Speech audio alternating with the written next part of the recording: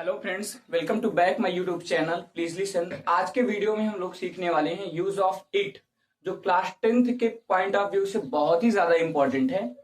और मैं आपको बता देता हूं कि सभी बच्चे इट का प्रयोग सिंपल अर्थ में सभी लोग जानते हैं कि इट का प्रयोग यह के सेंस में होता है। जैसे यह एक किताब है, it is a book. But आज के वीडियो में हम लोग सीखेंगे इट का प्रयोग सीखेंगे और जिसका अर्थ यह नहीं होगा। इट मीन्स इट का प्रयोग तो किया जाएगा लेकिन उसका अर्थ यह शब्द नहीं होगा।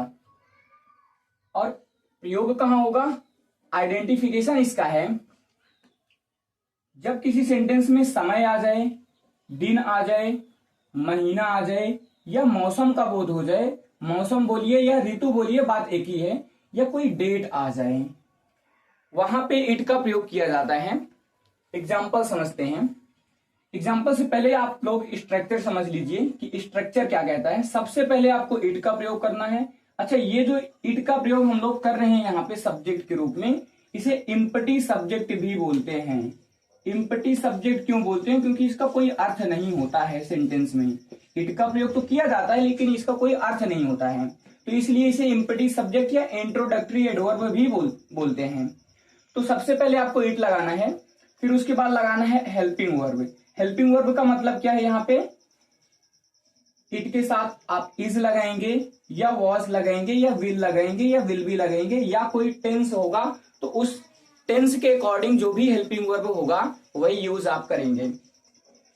हालांकि सभी लोग जानते हैं कि इज का प्रयोग जब सेंटेंस के अंत में है हूं है शब्द आता है या सेंटेंस में प्रेजेंट का भाव व्यक्त होता है तो वहां पे किया जाता है। वाज का प्रयोग जब सेंटेंस में पास्ट का भाव व्यक्त होता है, पास्ट इट मीन्स था थी थे शब्द आता है।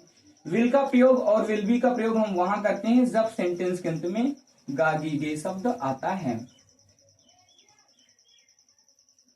विल का प्रयोग हम लोग फ्यूचर टेंस में करते हैं, बल्कि विल बी का प्रयोग मैंने पिछले वीडियो में बताया है कि विल बी का प्रयोग कहां किया जाता है। अगर जिस बच्चे को विल बी और शैल बी के प्रयोग में डाउट है वो पिछली वीडियो, लास्ट वीडियो को देख सकते हैं। अब एग्जाम्पल देखते हैं। जैसे कि ये सेंटेंस है 5 बजे हैं, इसमें समय आ गया। जब समय आ गया तो आप इट का प्रयोग करेंगे और इट का प्रयोग वाक्य में सबसे पहले करेंगे सब्जेक्ट के रूप में। अब यहां पे बच्चों आपको यह नहीं समझना कि इट मीन्स यह होगा, यह कोई अर्थ नहीं है। यही तो इसमें खासियत है। इट का तो प्रयोग हो रहा है लेकिन यहाँ पे यह शब्द नहीं आएगा। अगर आप इट के प्रयोग से ट्रांसलेट नहीं करेंगे तो ये सेंटेंस गलत हो जाएगा। तो इट लास्ट में है शब्द आया तो आप किसका प्रयोग करेंगे? इज का प्रयोग। इट इज 5 की इंग्लिश 5, इट इज 5। बजे की इंग्लिश होता है ओ क्लॉक, इट इज 5 o'clock। मेरी घड़ी में 10 बजे हैं। इस सेंटेंस में भी समय आ गया लेकिन ये जो सेंटेंस है ये अलग प्रकार का सेंटेंस है। देखेंगे, ध्यान से समझेंगे, एक नई जानकारी आपको मिलेगी। मेरी घड़ी में 5 बजे हैं, सबसे पहले 5 बजे हैं। जैसे यहाँ पे 5 बजे हैं, मेरी घड़ी में 10 बजे हैं इस सेंटेंस में, तो 10 बजे हैं। जैसे यहाँ पे 5 बजे हैं सेंटेंस को ट्रांसलेट किए हैं, उसी प्रकार सबसे पहले हम लोग ट्रांसलेट करेंगे 10 बजे हैं, उसको सबसे पहले ट्रांसलेट करेंगे, ऑब्जेक्टिव पार्ट को बाद में ट्रांसलेट करेंगे। तो 10 बजे हैं कैसे ट्रांसलेट करेंगे? It is 10 o'clock, it is 10 o'clock, it is 10 o'clock। मेरी घड़ी में, बच्चे सोचेंगे में शब्द आ गया तो इन लग जाएगा, बट ऐसा नहीं है। इसका सेंस क्या है? मेरी घड़ी में 10 बजे हैं, इट मीन्स मेरी घड़ी के द्वारा 10 बजे हुए हैं। तो सेंटेंस में शब्द हिंदी में भले ही है लेकिन आपको प्रयोग क्या करना है? बाय। तो बाय माय वॉच। ये नई चीज आपको जानकारी मिली है कि इनका प्रयोग नहीं होगा, बाय का प्रयोग होगा। तो it is 10 o'clock by my watch. कल रविवार था।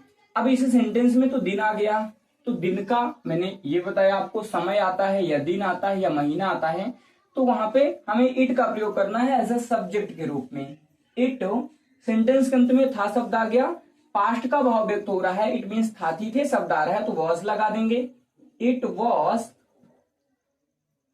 रविवार। दिन क्या है? रविवार। रविवार की English Sunday. It was Sunday.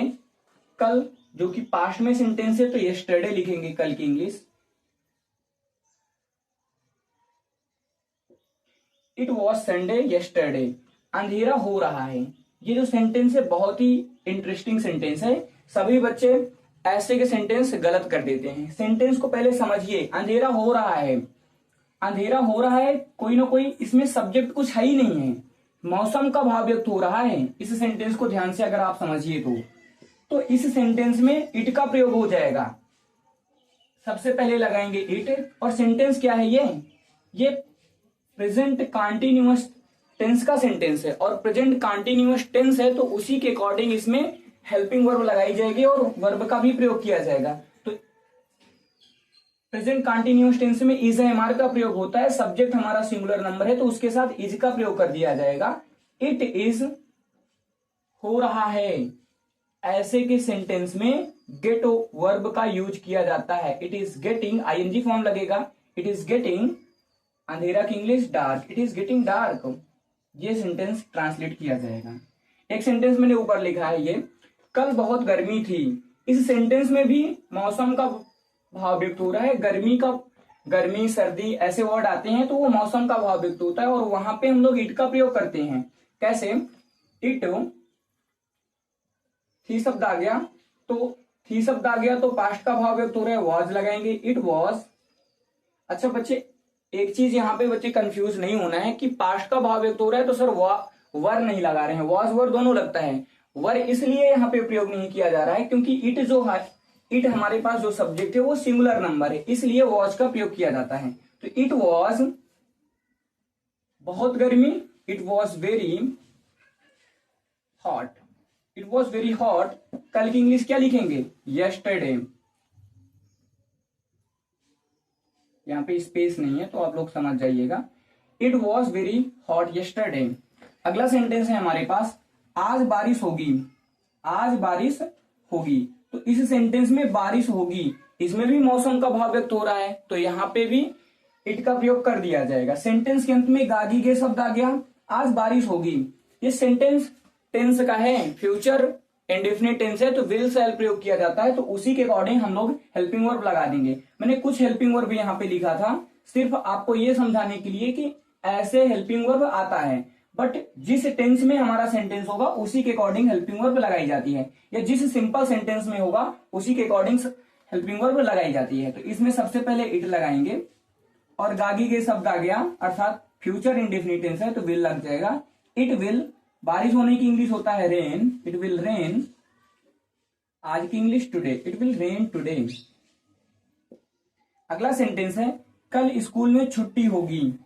ये सेंटेंस टेंस का नहीं है, छुट्टी होगी, इसमें कोई वर्ब नहीं है, ये हमारा सिंपल यूज है विल बी शैल बी का, जो कि मैं पिछले वीडियो में इस चीज को कवर कर चुका हूं। तो ये विल बी शैल बी का यूज है, जैसे कि यहाँ पे हमने विल बी लिखा हुआ है। तो सबसे पहले लगाएंगे इट। इस सेंटेंस में सब्जेक्ट है ही नहीं है, इट का प्रयोग करेंगे, स्कूल ऑब्जेक्टिव पार्ट है। It will be, it will be, it will be. छुट्टी की इंग्लिश क्या लिखेंगे? It will be, sorry will be होगा, इट विल बी। छुट्टी की English holiday, it will be holiday, it will be holiday in the school, it will be holiday in the school, it will be holiday in the school. कल की English क्या लिखेंगे? अब यहाँ पे future है तो कल की इंग्लिश लिखेंगे टुमारो। अगला सेंटेंस है हमारे पास, आज मेरा जन्मदिन है। अच्छा, इस तरह के सेंटेंस को बच्चे हमेशा ट्रांसलेट कैसे करते हैं? आज मेरा जन्मदिन है, today is my birthday, but it's totally wrong. ये जो सेंटेंस है ये पूरा का पूरा गलत है। हमें प्रयोग क्या करना है? इट का प्रयोग करना है, क्योंकि कोई ना कोई तो डेट आ गया इसमें। बर्थडे है आपका तो कोई ना कोई वो डेट है, तो इसलिए यहाँ पे इट का प्रयोग करेंगे। कैसे? इट आज है, सेंटेंस के अंत में है हुए शब्द आ गया, इस लगाएंगे। It is my birthday, it is my birthday, my birthday. आज की इंग्लिश क्या लिखेंगे? Today, it is my birthday today. ये ट्रांसलेशन इज अ करेक्ट, ये ट्रांसलेशन करेक्ट होगा। अगला सेंटेंस है, अगस्त का महीना है। अब इसमें महीना आ गया, तो महीना आ गया मैंने बताया था दिन महीना मौसम जो भी आएगा इट का प्रयोग कर देना है। अगस्त का महीना है तो सबसे पहले इट का प्रयोग करेंगे, इट इज। आप डायरेक्ट इट इज अगस्त भी लिख सकते हैं और आप ऐसे भी ट्रांसलेट कर सकते हैं, it is month of August, it is month of August.